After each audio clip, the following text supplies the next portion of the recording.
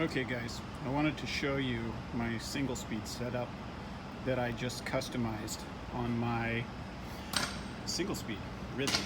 So what we've got here, first of all, I think it's worth noting that I have tubulars.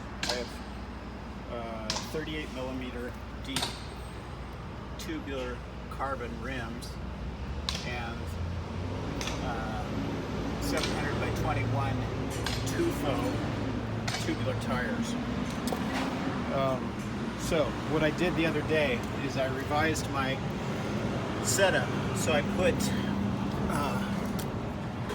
bash guards on both sides of the chain ring to keep the chain from coming off. You'll notice that it's pretty symmetrical. The bash guards are pretty symmetrical on each side of the chain, and I had to do that. I had to fiddle with it to get that accomplished. You can see, that there's two washers in there that I used as spacers because it was not, that outside bash guard was riding too close to the chain. So there's that, and from the side it looks pretty sharp, I think. Then my chain tensioner on the back, this is pretty cool, I thought. The spring's not so good looking, but it's extremely effective. But I'll get to that in a minute. What I did was, I did kind of a bash guard model on the back too. You'll see that I've got two old 27 tooth cassette cogs here that I ground the teeth off of. And I have a 21 tooth cassette, or I'm sorry, not cassette, a 21 tooth cog that my chain's on there, and so I'm using that as a chain guide to keep from losing my chain. So that's pretty cool. It's been very effective so far. My chain tensioner is homemade.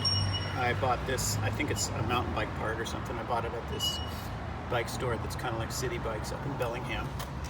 And then my pulley wheel here, and I don't know if you can see this, but I have my chain, the spring, tension spring, pulling the chain upward, which produces more chain grab, as it's called, around the cassette, and more stability. But you can see I used old chain links as a place to hook the screw. Yeah, it's a little ghetto-y, but it's extremely effective. It's pretty light, and I'm pretty certain I'm not going to lose my chain anytime soon. So yeah, and I'll probably revise it over time if I think of some better way to kind of make this spring a little less obscure. But for now, this is what I got.